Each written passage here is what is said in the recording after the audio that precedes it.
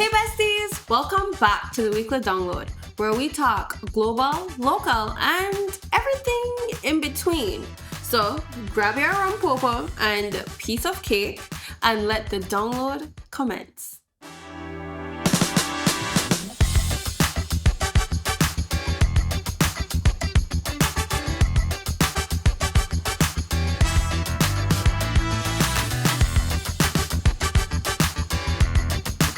This show is sponsored by Ignite Media. You ever say, I soon reach, and you still the in the shower?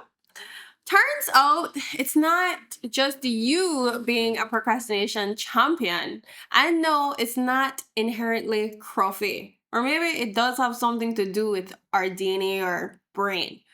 According to researchers at National Geographic and other psychology labs, some folks are actually wired for lateness.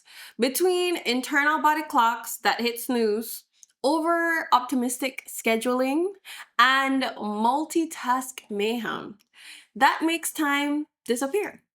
That like your brain is on vacation while the rest of the world clocks in. So next time you stroll in fashionably late, just wink and say Danava traffic. The biology.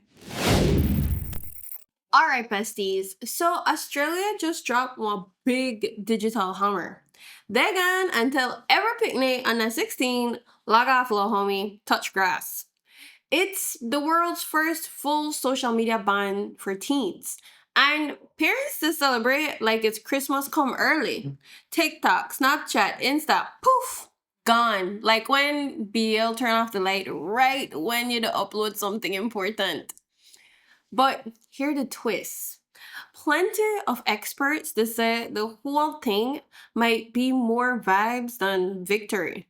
Because the tech to properly block kids not really exists yet. So some teens get locked out, some still they scroll free. And the government, they sweat like they just climb Victoria Peak. Critics say it could backfire. Cyberbullying might just move to private corners, and vulnerable teens could lose their only safe online spaces. Supporters counter that kids need less doom scrolling and more real life sunshine. I'd like to say this would work in Belize, but I remember when people midday in a standard 6 on Facebook. What do you think, besties? Could a ban like this be beneficial globally? Let me know in the comments. Motorcycle fatalities are unfortunately becoming commonplace, and the new proposal for the motorcycle training program is causing quite the stir.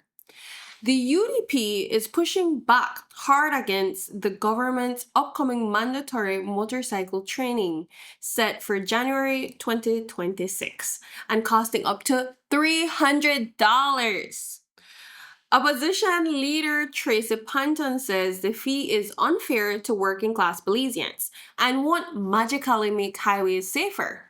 She called the policy a hustle and argued that real enforcement is what's missing. Transport CEO Chester Williams fired back online, saying too many young riders are dying and Belize can't keep pretending RIP posts count as action. He says the training could save lives. Minister Zavane added that $300 is still cheaper than a funeral. Belizeans are now split on whether this is protection or pressure on the pocket. Do you feel the training is doing more harm than good? What can be done to fight against the road traffic accident reality? Let me know in the comments. In Belize, we pride ourselves on our resilience, our culture, and our community. But how much of our lives do we actually feel in control of? Psychologists call this our locus of control, which is whether we believe we can shape our outcomes or leave them to fate. Research shows that people with an internal locus of control, that means those who take charge of their actions, report better mental health, higher satisfaction, and more success in life.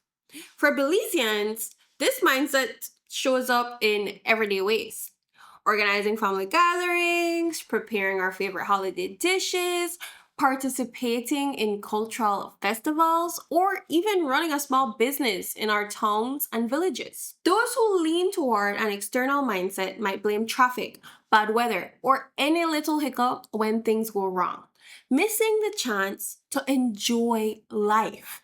But Belizeans have a knack for rolling with it. Life throws sudden tropical rains or festival chaos, yet most of us show an internal locus of control. It's that deep sigh of, that's how you go, before we keep moving. The shrug of, wet fit, when carnival drizzles, but somehow magically calling in sick when it drizzles on a Monday morning, because some things are just too Belizean to fight. So, whether it's holidays, business, or personal goals, Belizeans have the power to shape their own story. Taking control doesn't mean controlling everything, it means owning what we can and thriving despite what we cannot. The magic isn't just in our islands or culture, it's in our mindset. And that's it for today, besties. From global trends to local debates, and a little mindset inspo to remind me that the power to shape our story, they're right in our own hands. Keep moving, keep smiling, and as we say, that's how I go. Catch you next time. Download complete.